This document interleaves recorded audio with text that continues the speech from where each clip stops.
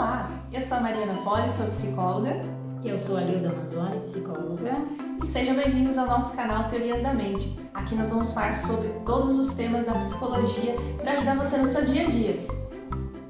Se você gostar dos nossos vídeos, se inscreva, curte, compartilha, faça o seu comentário para que a gente possa estar sempre com você.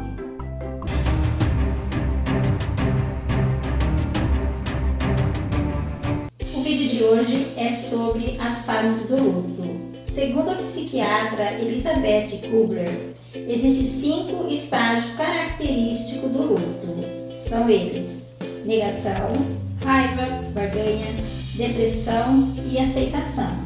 Lembrando que esses estágios ou fases não seguem necessariamente uma ordem, nem mesmo uma regra geral. Ou seja, não é porque você perdeu alguém ou alguma coisa importante que necessariamente vai entrar nessas fases do luto ou vai passar por todas elas, e nem mesmo nessa ordem. E provavelmente também pode ser que você passe por elas todas juntas, aí vai depender.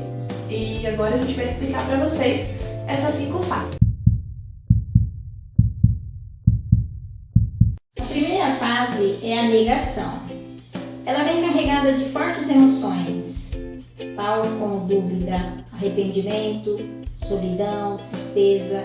Por isso, é comum que a pessoa que passa pelo luto ou o paciente que vive a sua iminência não queira se comunicar com as pessoas ao seu redor.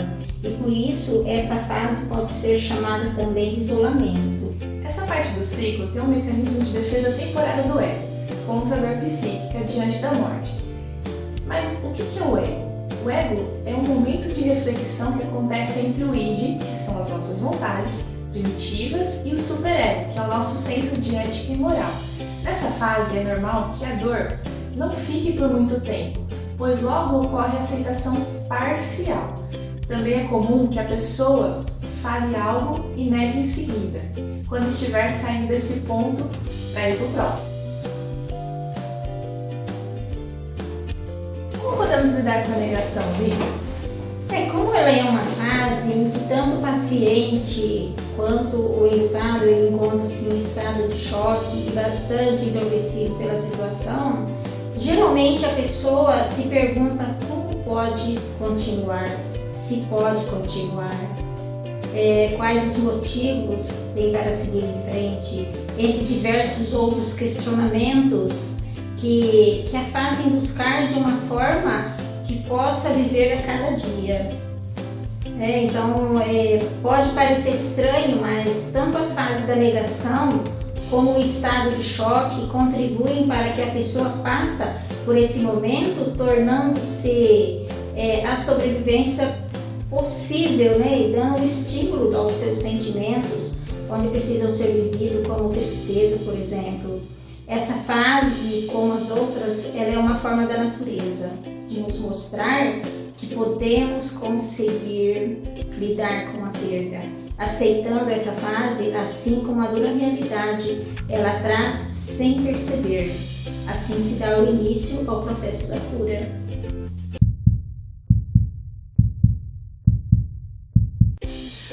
A segunda fase é a fase da raiva. Ela nos deixa revoltados perante a situação. O ego já não consegue mais manter a negação e o isolamento.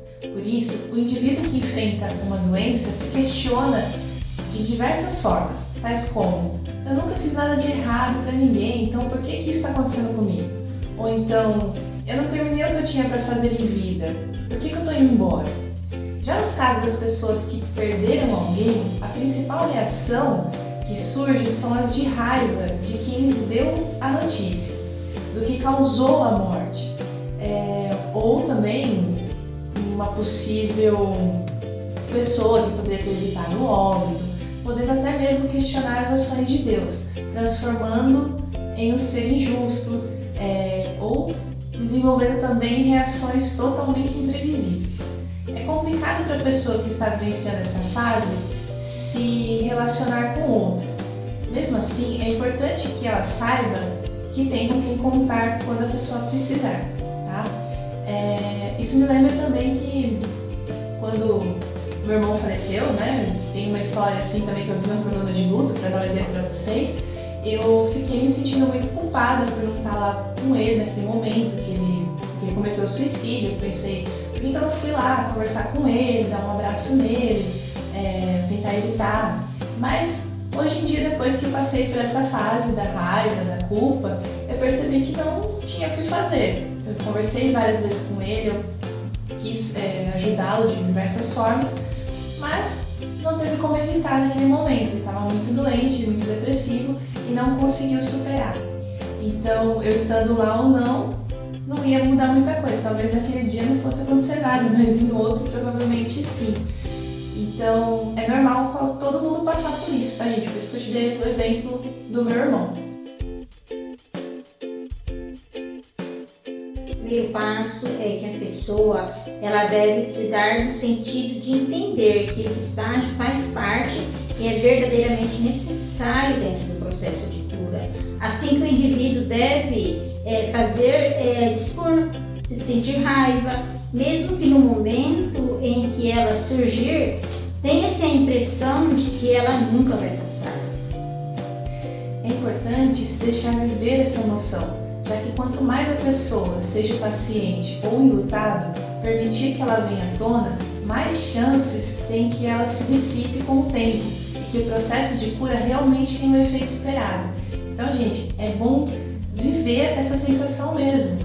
Tá com raiva? Sinta raiva. Tá sentindo culpa? Sinta culpa. Parece que nunca vai passar essa dor, esse sentimento, aquelas coisas ruins, mas vai. Se você colocá-la para fora, se você observar, olhar para ela, vai sair uma hora ou outra. É um período normal, ok?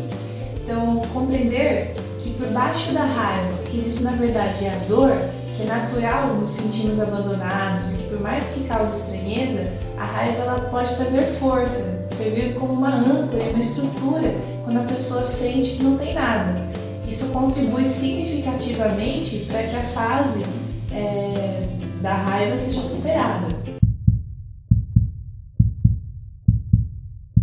A fase da barganha ele é um processo considerado como um tipo de negociação da dor pela perda, já que a negação e o isolamento foram embora. Agora é o momento em que o indivíduo doente ou aquele que perdeu o ente querido começa a pensar se talvez ele mudasse o comportamento, poderia haver alguma espécie de salvação.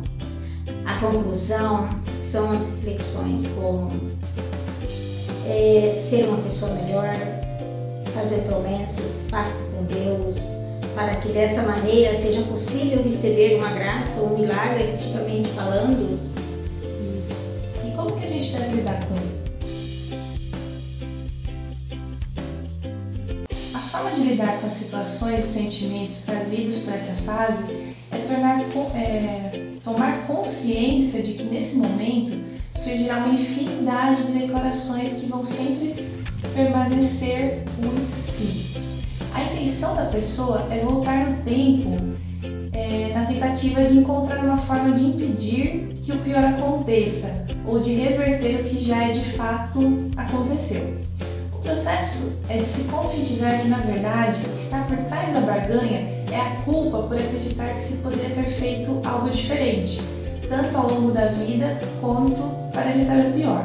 Entender que agir assim é permanecer preso ao passado pode ser uma maneira de ajudar a passar pela fase da barganha efetivamente na prática. Como eu dei um exemplo, eu achava que eu poderia ter feito alguma coisa e me culpei por não conseguir estar lá naquele momento que aconteceu o acidente, infelizmente que meu irmão faleceu. Aí, conforme foi passando o tempo que eu percebi que não tinha o que ser feito, isso foi amenizando e hoje tá tudo tranquilo. Sinto saudade, sinto falta, mas não é aquela dor doída, né, gente? Você lembra sem dor, né? Isso, eu lembro com saudade, mas eu passei por essas fases que eu tô falando pra vocês aqui. Você também já passou, provavelmente, sim, né? Sim. Um ente querido, todo mundo passa. A quarta fase é a fase da depressão. Nesse período, a pessoa tem a percepção de que não tem mais volta. Então, ou a pessoa já morreu, ela vai morrer mesmo, não importa o que aconteça, nada vai mudar essa situação. Então, o que acontece? As emoções começam a surgir e elas variam entre a impotência, o desinteresse, a melancolia, a apatia e o desânimo. O mais comum é que vão haver momentos de choro, isolamento, reflexão sobre a falta que o outro vai fazer ou que está fazendo e depois o desejo de organizar a vida da melhor maneira possível, entre diversos outros comportamentos.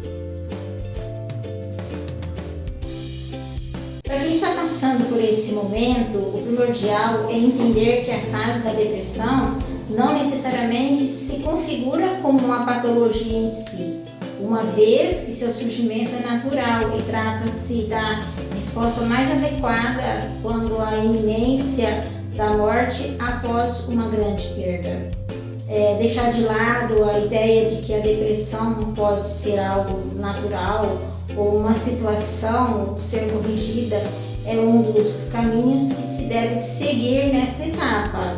Isso porque estamos falando de uma perda irreparável. Sendo assim, senti-la é o mais comum. Faz parte do processo de cura e deve ser um passo dado durante a caminhada do luto. Mas lembrando que se os sintomas da depressão ou qualquer outros sintomas permanecerem mais de 6 meses, vocês devem procurar auxílio de um psiquiatra, porque isso pode estar se tornando uma depressão crônica, tá, gente? Finalmente, quem está doente entende e aceita a sua condição.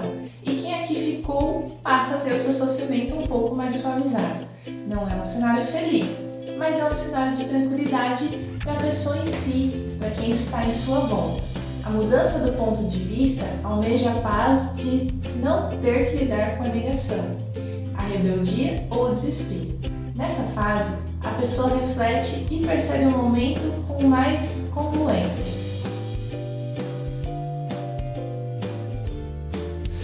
Lidar com a fase da aceitação tem a ver com perceber que a realidade de estar indo ou de ter perdido alguém fisicamente agora é permanente. Isso não quer dizer que a gente vai gostar disso ou que a pessoa vai passar por essa fase bem o tempo inteiro. Mas, ocasionalmente, nós vamos conseguir aceitar isso, uma vez que conforme o tempo vai passando, a gente vai aprendendo a conviver com a dor e com essa realidade. No caso de quem perde alguém, a saudade sempre existirá, né? E sendo que a consciência que se deve tentar tomar é a dor, é viver em um mundo onde a pessoa querida não está mais presente. Então, porque durante todo esse processo é importante lembrar que não existem pessoas iguais. Portanto, é possível que alguns indivíduos passem por essas fases de formas diferentes. Nesse sentido, o essencial é nós estarmos sempre ali para as pessoas que estão passando por isso quando nós precisarmos. Lembrando que tudo isso tem uma qualidade de vida, né? Sim, sempre busquem qualidade de vida. Tem muitas pessoas que acham que qualidade de vida não é, sei lá, andar de bicicleta, só cuidar do físico, mas a gente tem que cuidar da parte emocional também. É o principal. Não é coisa de louco, tá, gente? Psicólogo, psiquiatra, você não está ficando louco, muito pelo contrário. É uma forma de você ficar super saudável. Como diria, acho que Platão, Sócrates, eu não lembro qual, na verdade, mas mente sã, corpo são, tá? Não esqueçam disso e até o próximo vídeo. Até o próximo.